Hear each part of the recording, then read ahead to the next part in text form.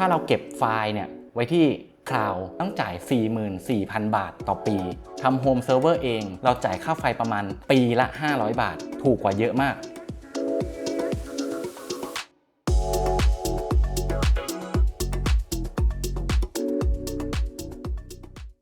สวัสดีครับคลิปนี้ก็จะมาเล่าประสบการณ์เกี่ยวกับการทำ low power home server นะครับตัวใหม่ว่าเจออะไรบ้างแก้ไปกี่รอบสุดท้ายเลือกท่าไหนหวังว่าคลิปนี้จะมีประโยชน์กับเพื่อนๆที่มีโครงการจะทำ home server ใหม่เหมือนกันนะครับ home server คืออะไรฟังคำศัพท์เนี่ยมันอาจจะดูยากเพราะว่าบางคนเนี่ยไม่มีเลยไม่มีสักตัวเลยที่บ้านโดยเฉพาะคนที่เป็นผู้ใช้งานอย่างเดียวเนี่ยอธิบายง่ายๆมันก็คือคอมพิวเตอร์เครื่องหนึ่งที่เปิดทิ้งไว้ตลอดเวลาเพื่อรันโปรแกรมที่เราต้องการยกตัวอย่าง Home Server Application เนี่ยได้แก่Firewall ก็จะเป็น pfSense OpenSense OpenWRT NAS ก็ได้แก่ Unraid หรือ TrueNAS FreeNAS เป็นต้นนะครับ Smart Homeเนี่ยก็มีที่ใช้กันเยอะๆก็มี Home Assistant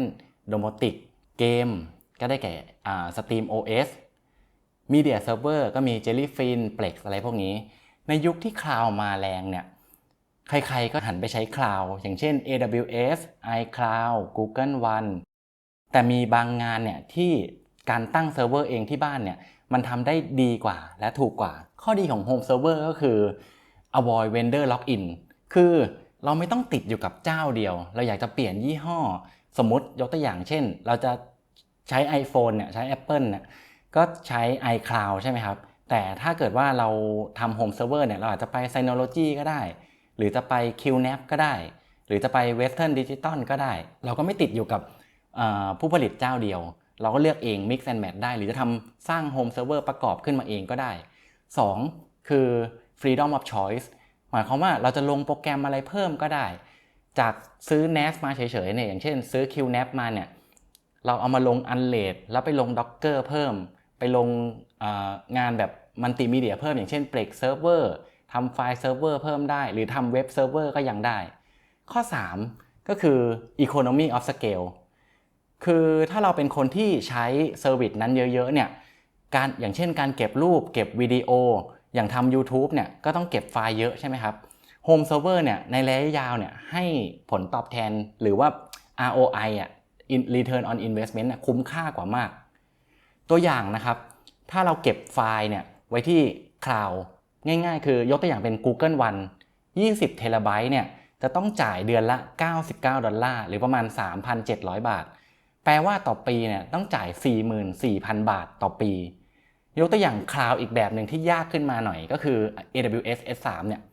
ที่ผมใช้อยู่เนี่ยคือใช้อยู่ประมาณเดือนละ400กิกปัจจุบันเนี่ยเก็บอยู่400กิกแล้วก็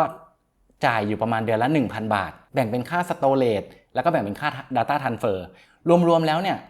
แค่400กิกนะถ้าเราเทียบเป็น20เทราไบต์เหมือนข้อแรกที่ยกตัวอย่างไปเนี่ยแปลว่าเราต้องจ่ายเพิ่มจากเดิมเนี่ยอีก40เท่าจาก400กิกหมายความว่าเราต้องจ่ายเดือนละ 40,000 เดือนละนะ 40,000 ถ้าเราทำ Home Server แบบเอาแบบง่ายเลยสำเร็จรูปเลยสมมุติว่าซื้อ QNAP Western Digital หรือว่า Synology อย่างเงี้ยมันเป็นเครื่องสำเร็จรูปใช่ไหมยกตัวอย่างเท่ากันคือ20เทราไบต์ถ้าซื้อ MacBook Duo 44เทราไบต์เนี่ยทำงานที่เรท1ทำไมยกตัวอย่าง44เพราะถ้าเรท1เนี่ยมันจะเหลือ capacity แค่ครึ่งเดียวพอทำงานที่เรท1จะเหลือประมาณ22เราซื้อครั้งเดียวจ่าย 37,000 บาทไม่รวมค่าไฟนะค่าไฟเนี่ยคิดซะว่าลูกละ10วัตต์24ชั่วโมง365วันค่าไฟกลมๆยูนิตละ5บาทเนี่ยเราจ่ายค่าไฟประมาณปีละ500บาทถูกกว่าเยอะมากข้อ4คือทำโฮมเซิร์ฟเวอร์เองก็จะซื้อคอมมาประกอบแล้วก็ซื้อฮาร์ดดิสก์จานหมุนแยกมา20เทราไบต์2ลูกยกตัวอย่างเป็น Seagate Exos X20 20เทราไบต์2ลูกเนี่ย 24,000 บาทลูกละ 12,000 ค่ามินิ PC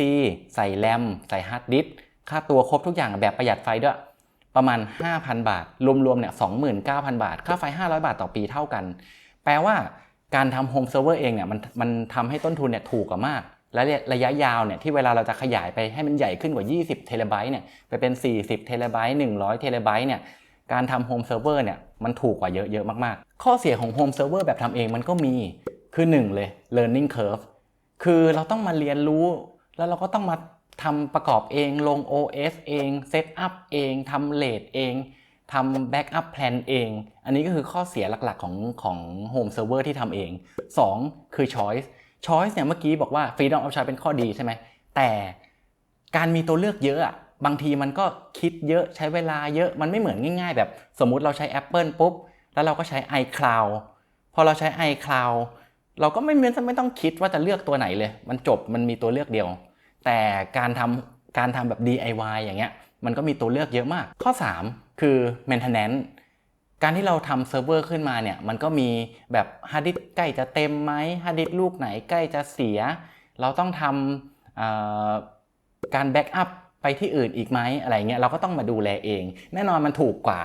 แล้ว running cost operation cost เนี่ยก็ถูกกว่าแต่มันก็ต้องลงมือกับมันก็ต้องจัดการต้อง maintenance มันคราวนี้เรามาดูว่าปัจจุบันเนี่ยอันนี้มันเป็น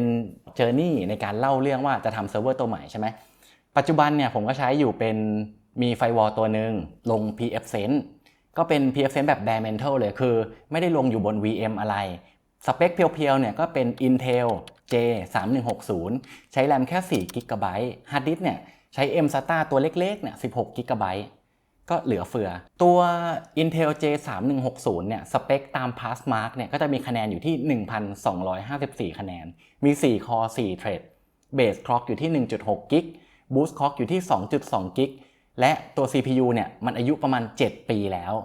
วก็เทคโนโลยีการผลิตอยู่ที่14นาโนมี TDP อยู่ที่6วัตต์ตัวไฟวอลเนี่ยสำหรับการใช้งานปัจจุบันเนี่ย CPU เนี่ยที่ผมใช้เนี่ยจาก 1,200 คะแนนเนี่ยใช้อยู่แค่ 4% เองแล้วก็ตัวแรมเนี่ยจาก4 กิกะไบต์เนี่ยใช้แค่ 11% เอง PC เครื่องที่2เนี่ยเอามารันเป็น VM ในนั้นเนี่ยก็เป็น Citrix Zen Server มันคือ VM Hypervisor ซึ่งเครื่องนี้ก็จะมี CPU เป็น Intel i7 970 แรม24 กิก ฮาร์ดดิสก์เนี่ยก็จะเป็น SAS 12 400 กิกต่อลูกมี4ลูกสเปค PC เครื่องที่2เนี่ยที่บอกว่าเป็น i7 970 เนี่ยคะแนน Passmark อยู่ที่ 6,533 คะแนนมี6 Core 12 Thread Base Clock อยู่ที่ 3.2 กิกแล้วก็ Boost Clock อยู่ที่ 3.5 กิก CPU ตัวนี้อายุ13 ปีเทคโนโลยีการผลิตลิโทกราฟีอยู่ที่32นาโนเมตรและ TDP อยู่ที่130วัตต์เหตุผลที่จะทำเซิร์ฟเวอร์ใหม่1เลยคือเราต้องการลดค่าไฟปัจจุบันเครื่อง VM เนี่ยหรือเครื่องใหญ่ที่บอกว่าเป็น i7 970 เนี่ยกินไฟอยู่ที่200วัตต์แล้วก็เครื่องไฟวอลเนี่ยกินไฟอยู่ที่10วัตต์แปลว่าถ้าเราเอา200บวก10เนี่ยแล้วไปคูณ24ชั่วโมง365วันคูณค่าไฟที่5บาทหารด้วยยูนิตจะตกแล้วเนี่ยจ่ายค่าไฟปีละ 9,000 บาทคือพอเห็นตัวเลข 9,000 บาทใช่ไหมแล้วถ้าเราทำเครื่องใหม่เนี่ยเหลือแค่10วัตต์จาก210วัตต์แปลว่าเราจะเซฟได้ปีละ 8,500 บาทกลมๆแล้วกันนะแล้วก็ใช้เวลาไม่เกิน2ปีคืนทุนข้อ2คืออยากทำเน็ต2กิกปัจจุบันเนี่ยใช้เน็ต1กิกของ 3BB คราวนี้ก็อยากจะใช้เน็ต2กิกเป็นของ True ก็แล้วแต่หรือของ AAS ก็แล้วแต่อยากลองทำดูข้อ3คือพอเริ่มทำ YouTube เนี่ยเราก็อยากได้ที่เก็บไฟล์ใช่ไหมหรือ NAS ตรงเนี้ยเราเป็นสาย IT อยู่แล้วถึงแม้ว่าเราจะเป็น YouTube แค่ตอนที่2เนี่ยแต่เราคิดล่วงหน้าเลยเพราะเราก็สนุกด้วยได้ฝึกวิชาด้วยได้ลองทำด้วยแล้วก็เลยอยากทำ NAS ขึ้นมา Requirement เครื่องใหม่ครับมันก็จะมีข้อ1เราจะต้องมีรูใส่แลน 2.5 กิกเพราะว่าเราจะเอาไปทำเน็ต2กิกใช่ไหมอย่างน้อย2ช่องก็คือ1ช่องที่เน็ตมา2คือช่องที่เน็ตออกคือช่องแลน2อยากให้มันมีคะแนน Passmark ไม่น้อยกว่าเครื่อง VM เก่าก็คือเราลดจาก32นาโนเมตร 6,500 คะแนนลองดูซิว่ามันเหลือเทคโนโลยีที่ใหม่สุดปัจจุบันเนี่ยแล้วทำให้ได้ 6,000 คะแนนมันจะเหลือกี่วัตต์ข้อ3คือมันจะต้องประหยัดไฟเพราะเรื่องของ Objective ในการที่จะทำเครื่องใหม่ก็มาถึงการเลือกเครื่องสักทีมาถึงเลยก็เข้า AliExpress ก่อนเลยค้นหาว่า 2.5G mini PC ก็มีท็อปออกมาเป็นท็อป3อันดับ1ก็คือท็อปต้น CPU เป็น Intel N100 DDR4 6 วัตต์ราคา 5,000 บาทโดยประมาณ2ยี่ห้อเหมือนกันชื่อท็อปต้น AMD 5,600U 10 วัตต์ 12,200 บาท3คือเป็นท็อปต้น N100 แต่คราวนี้เป็น DDR5 6 วัตต์ซึ่งแพงกว่าไอตัว DDR4 เนี่ย 2,200 บาทแต่มันไม่จบแค่นั้นคือไอตัวที่เป็น DDR5 Intel N100 เนี่ยมันมาพร้อมกับสล็อต M.2 ที่เป็น 1x กับ 4x ในขณะที่ตัว DDR4 เนี่ยมันมีสล็อตแค่ 1x อันเดียวสุดท้ายก็เลยเลือกตัว N100 ตัว 7,200 บาทแล้วก็เลือกมาแบบไม่เลือกแรมไม่เอาแรมแล้วก็ไม่เอา SSD เพราะว่าสมมติว่าเราคอนฟิกในเว็บ AliExpress เนี่ยแรม16กิกฮาร์ดดิสก์256อะไรอย่างเงี้ยมันไม่แมทกับความต้องการเราก็เลยว่าเดี๋ยวมาซื้อแรมแยกซื้อ SSD ต่างหากแยกตัว N100 เนี่ยมีคะแนนอยู่ที่ 5,620 คะแนน4 core 4 thread แล้วก็กินไฟแค่6 วัตต์เป็นเทคโนโลยีการผลิตที่10 นาโนตัว AMD 5600U เนี่ยมีคะแนนอยู่ที่ 15,455 คะแนนTypical เนี่ยอยู่ที่15 วัตต์ตัวเนี้ยเทคโนโลยีการผลิตอยู่ที่4 นาโนสรุปสเปค mini PC นะครับก็เลยเป็น N100 มีใส่แรม DDR5 SODIMM ได้1ช่องมี HDMI output มี DP มี DisplayPort output 1.4 แล้วก็มี LAN Intel i226V 2.5 กิก4 พอร์ตแล้วก็มี M.2 ที่เอาไว้ใส่ Wi-Fi เนี่ยเขาเรียกว่า E-Key 1x เป็น1เลนอยู่ที่เอาไว้สำหรับใส่ Wi-Fi แต่เดี๋ยวเราจะมาแปลงร่างให้มันเป็น M.2 แบบใส่ NVMe กันแล้วก็อีกอันหนึ่งคือพระเอกเลยก็คือสล็อต M.2 4x ต่อไปก็ไปเลือกแรมกันสเปคก็คือ DDR5 ก็เลยเลือกตัว32 GB 4,800 MHz แท่งหนึ่งโดนไป 3,700 บาทที่เลือกมาก็เป็น Crucial สรุป V1 ซื้ออะไรไปบ้างก็คือซื้อมินิ PC กับแรมแล้วเสร็จแล้วฮาร์ดดิสก์เดี๋ยวเอามาหาที่บ้านเอาสรุป V1 เนี่ยเราก็จะมีโควต้าในการใช้งาน PCIe lane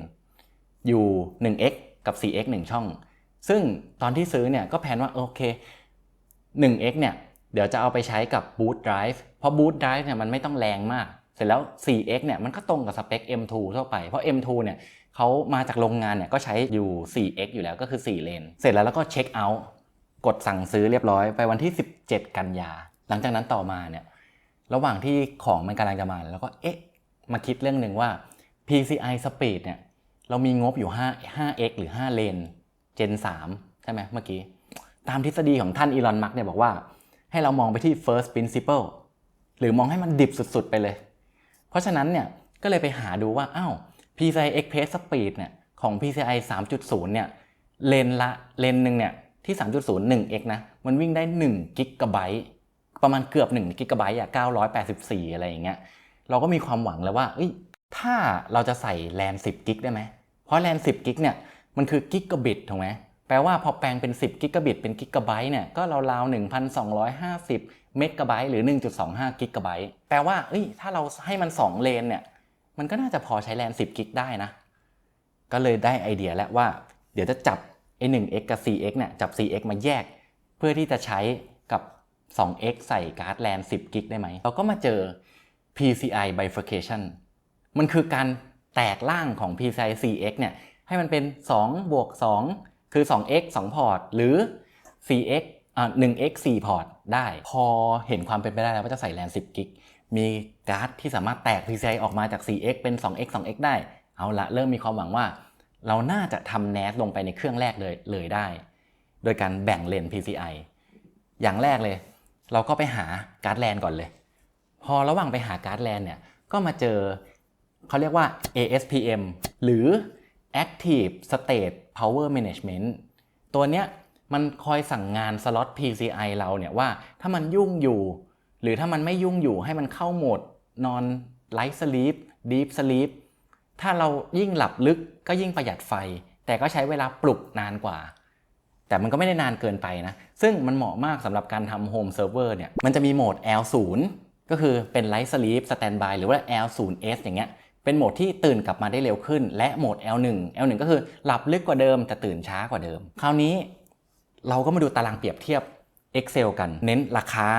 เน้น PCI Gen เน้นสไตล์ Bang for Buck มันต้องราคากับความคุ้มค่ามาก่อนเลยเราเน้นให้มันคุ้มกับเงินกับเหมาะกับการใช้งานเสร็จแล้วก็มากรองเอาตัวที่มี ASPM นะเอาตัวที่เป็น SFP นะ SFP เนี่ยก็คือพอร์ตแลนที่มันเป็นเหมือนกับเซิร์ฟเวอร์ใช้แบบที่เราใช้กันตามบ้านหรือที่เราเตอร์ธรรมดาเขาให้มาก็เป็น RJ45 ซึ่งพอร์ต RJ45 เนี่ยมันรันด้วยทองแดงเพราะฉะนั้นเนี่ยมันจะกินไฟมากกว่าพอร์ตที่เป็น SFP ซึ่งมันเป็นยิงแสงยิงไฟเบอร์ออกไป เสร็จแล้วเราก็กรองต่อกรองเอา PCI 2x ออกมาคราวนี้มาเรียงตามวัตต์ว่าตัวไหนกินไฟน้อยสุดสุดท้ายก็เลยได้ผู้ชนะเป็นของ Marvell นะครับ AQC 100มันกินไฟแค่1วัตต์เองต่อไปหลังจากที่เราเลือกการ์ดแลนเสร็จแล้วเราก็มาเลือก SATA เราก็จะไปเจอยี่ห้อยอดฮิตอยู่2ยี่ห้อ1ก็คือ J-Micron 2ก็คือ AS Media ตรงเนี้ยพอเราขุดลึกเข้าไปตัวที่ยอดฮิตเลยสำหรับ J-Micron เราไปดูที่หน้าเว็บ J-Micron ก็จะเจอ JMB 528ใช้1เลนแบ่งไปได้2 SATA และ JMB 585ใช้2เลนแบ่งไปได้5 SATA ในขณะที่ AS Media เนี่ยถ้าเป็น ASM 1064ใช้1เลนแต่ได้4พอร์ต SATA และ ASM 1166ใช้2เลนแต่ได้6พอร์ต SATA พอเห็นข้อมูลแบบนี้ปุ๊บเราเลือกเราให้เขาแค่เลนเดียวถูกไหมเพราะฉะนั้นผู้ชนะเนี่ยตอนเลนเนี่ยก็คือ ASM 1064หลังจากเลือก SATA เสร็จแล้วเราก็มาเลือก NVMe 2x ข้อที่1แล้วกันเป็น PNY CS 3040 2TB Gen 4ตัวเนี้ยคือเหตุผลในการเลือกเนี่ยเพราะว่า 3,600 TB ไรท์ซึ่งเหมาะกับงานเรามากตกแล้วเนี่ย 8,000 บาทอันดับ2เป็น Crucial P3 4TBแล้วก็ความอึดอยู่ที่800 TBไรท์ตัวที่2เนี่ย Crucial P3 ราคา 7,000 บาทตัวที่3ที่เลือกมาที่เข้ารอบมาเนี่ยนะก็คือทีมกรุ๊ป MP34 4TB 2,400 TBไรท์ราคา 7,000 บาทเลือกตัวที่ราคาต่อเทเลไบต์ไลท์ถูกที่สุดก็เลยเป็น PNY CS 3040สรุปสุดท้ายก็คือเป็น1 SATA 1x เป็น 1x ที่แตกเป็น4พอร์ต2คือ10 กิกใช้ 2x 3ก็คือ M2 ใช้ 2x เท่ากับสปีดของ LAN ตอนนี้ก็เลือกมาเป็นแบบนี้วิธีการเชื่อมต่อมันก็เลยจะเป็นM2 ไป USB ไปเป็น PCI 4x slot เสร็จแล้วก็ไปเสียบการ์ดที่เป็น 2x2 อีกรอบหนึ่งเสร็จแล้วใน 2x2 นั้นน่ะ 2x อันแรกเนี่ยก็เอาไปใช้กับ M2 2x อันที่2เนี่ยต้องใส่การ์ดแปลงร่างอีกรอบคือใส่ M2 เข้าไปอีกรอบผ่าน USB อีกรอบมาออกเป็นตัว PCI 4x อีกรอบแล้วก็ปักการ์ดแลนลงไปอันนี้คือตามแผนที่คิดไว้วิธีนี้ก็ไม่ค่อยแนะนำคนอื่นทั่วไปทำนะเพราะว่ามันจะดูแบบเละเทะมากเลยเครื่องมันจะดูแบบไม่เรียบร้อยอะไรเงี้ยแต่พอดีเรามี 3D Print ด้วยแล้วก็เลยคิดว่าจะพิมพ์ 3D Print ขึ้นมาเสร็จแล้วก็ไปทำกล่องต่างหากให้มันเรียบร้อยอย่างเรียบร้อยเสร็จแล้วอีกเลนนึงเนี่ยเหลือ 1x ใช่ไหมตัว SATA ที่เป็นของ AS Media ก็จะใส่ตัว SATA นั้นเป็นตัวปักเข้าไปอีกเสร็จแล้วก็ออกรู SATA ออกมา4พอร์ตไปเสียบฮาร์ดดิสก์อีกรอบนึงนี่คือวิธีที่แบบบีบให้มันมี storage มากที่สุดในพื้นที่ทำงานน้อยที่สุดคือใช้มันทุกเลนใช้คุ้มค่ามากวันนี้ก็เอาเท่านี้กันนะครับยังไม่จบง่ายๆเพราะยังเหลือแบบรอของมาแล้วก็ลงซอฟต์แวร์สอนใช้งานดูซิว่าหลังจากทำ 3D Print แล้วเนี่ยใส่แลนใส่ฮาร์ดดิสก์เนี่ยเราเลือก OS อะไรแล้วเราทำไมเราถึงเลือกแบบนั้นหากคลิปนี้มีประโยชน์ขอคนละไลค์คนละ Subscribe นะครับเจอกัน EP หน้าสวัสดีครับ